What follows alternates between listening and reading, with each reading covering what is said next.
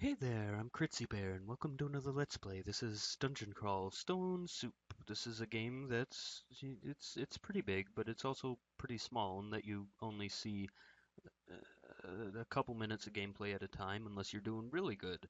It's either a couple of minutes or several hours. And either way, it's very disappointing when you die because you've either not even gotten off your feet yet or you've invested hours of gameplay into this character and it's just gone. So, uh, I'm gonna play it for a little bit. It's a roguelike, as is my forte, and it's good. It's not really, story driven or very tactical or anything. It's not the combat of Dwarf Fortress or the mechanics of Cataclysm or anything like that. It's a very roguelike like game. It's RPG-ish. So these are all the races I have to choose from. Got the ant people, got the octopus people, got the cat people, got vampires, mummies, demons, gods. Got a horse people. Got spriggans. Spriggans are tiny. Uh, and got the generic races. Got elves, humans, orcs. Right now I'm gonna play a deep dwarf. The deep dwarves do not recover health, but they also get an incredible bonus to evocation. Yes, evocation, which means wands, rods, stuff like that. Um, and that's one of my favorite builds to play because I know it's not like optimal or anything. I know big time players of this game like optimized things, but you know, that's not how I roll. Right now I'm going to disable short blades and stealth because I'm not going to be a sneaky guy, I'm going to be a bashy guy, and I'm going to wait until I find a club and pour points into that so that later when I find an evocable staff or rod, I'm going to have a bonus in their respective skills because I used clubs. This game has a neat thing where if you have a similar skill to one thing, then you can uh, train faster in the other. Anyway, so enough talking. I'm going to go ahead and start moving. I got this fancy little auto explore button here. Makes you move automatically. I don't know what you would expect it to do. Killed my first guy. Killed kobold. Go good dungeon. Uh, this game can be pretty fast paced depending on your build. Wizards are generally the you know most time consuming builds because you gotta wait for mana to recharge, gotta you know wait on a lot of things, and you only get a new attack every couple of levels because of how many points they take up. But this build, until later game, you don't really have much abilities because you rely on objects. Up there it says I'm Urs the Charlatan. That means that I'm some kind of magician, but I don't actually have any magic. I use wands and stuff, which I kind of like that. Kind of like that a lot.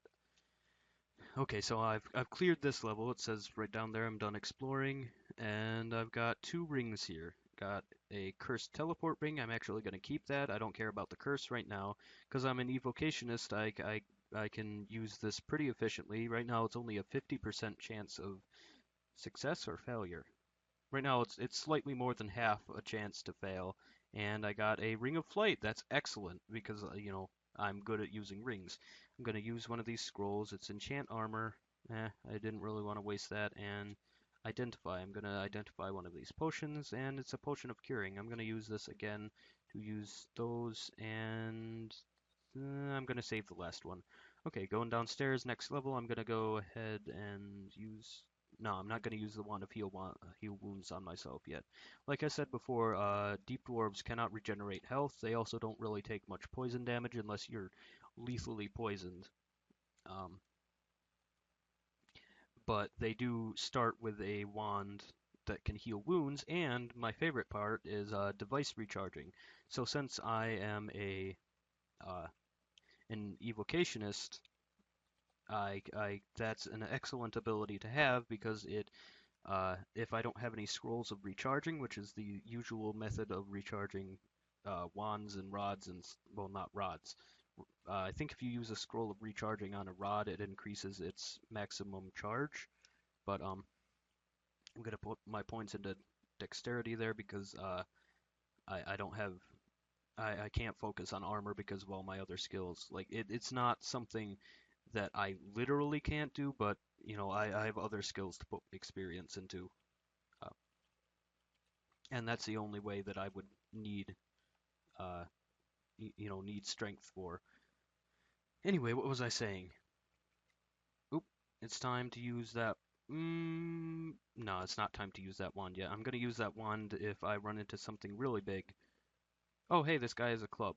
I forgot that I was looking for a club. Okay, here's my club. Gonna go ahead and start putting points into masons and flails. That will give me a bonus for staves and stuff later.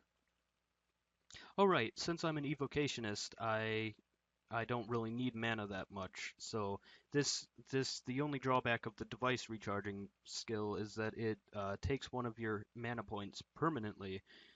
So if you're a spellcaster or anything, that's a pretty decent trade for a free recharge of an item. I'm hungry again. I'm gonna wait until I find a guy to kill. Oh, I'm gonna go ahead and use this wand because this guy has a ranged attack and a sword, and I killed him in one hit anyway. Whew, this is the most I've commentated on something. I'm very excited to play this game, obviously. Anyway, so I can recharge my wands and stuff with that skill. I mean, I'd still rather use scrolls and stuff because I can only use that skill a set number of times before I have no mana left, and you can't use it if you have no mana. I've tested that out before. Um, oh, also, an evocationist starts out with, you know, three little wands. Got fire wand, got the enslavement wand, and got the random effects wands. That. Oh, I'm done exploring this level. Duh. Here's a trapdoor. Go down the trapdoor. It doesn't have a way back up. It's a risky move. I like it. Gonna kill this snake. Gonna eat this snake. Took a lot more damage than I thought I would, and that snake fucked me up. And here's. Oh, this is Ashinzari. Ashinzari is the god of curses and stuff because she's cursed herself. And here's a worm. Worms are very tough. I'm going to go ahead and use my wand on it. Used more wand charges than I had hoped, and I'm teleported into a group of guys. Cursed rings of teleportation, they teleport you randomly. It saved my butt a couple times, so I'm going to leave it cursed for as long as I can. And I'm going to start running and get to this door right here so that people can't rush by me. I'm gonna use my random effect wand, and good, it gave me a bolt. That means that it strikes all enemies in a line. Gonna use my fire wand on this worm and try to hit it. Okay, and I can eat this worm. Yum. Worm flesh, it is one of the preferred meals of adventurers down here. Teleported into a snake. Oh, also, deep dwarves, these little blue tiles are tiles that my deep dwarf sensed because dwarves, they live underground, so they have some kind of dwarfy echolocation in their beards, which allows them to see nearby tiles. I hate bats because bats, they require a sort of kiting skill to use to fight because they dance around. I'm going to use my wand of random effects and hope for a bolt. No. What did I get? I got a magic dart. That sucks. Gonna try one more time. No! I polymorphed the snake into an orc. Which sucks, but, an unarmed orc is easier to deal than a large poisonous snake. And now all that's left is the worm.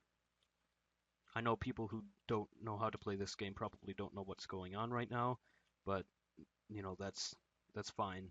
You've never played this game before, so. And got a bunch of kobolds. That one has a spear. And there's a worm over. I mean, not kobolds. Gnolls. Gnolls are probably the biggest threat in the early game. I mean, aside from out-of-depth monsters, because they have higher level weapons and knowledge to use them. these spears, they can do a lot of damage to an early unarmored guy, so gonna use my last charge of that, and I think I'm gonna finally use my Wand of Enslavement. A T-A, attack that guy. Attack that guy. Okay, and now this guy is nearly dead, so when the enslavement runs out, I can probably... Oh, or he can go fight that worm and get mauled. And now the worm is nearly dead too. Okay, I actually managed to fell that worm with my sword rather than a wand.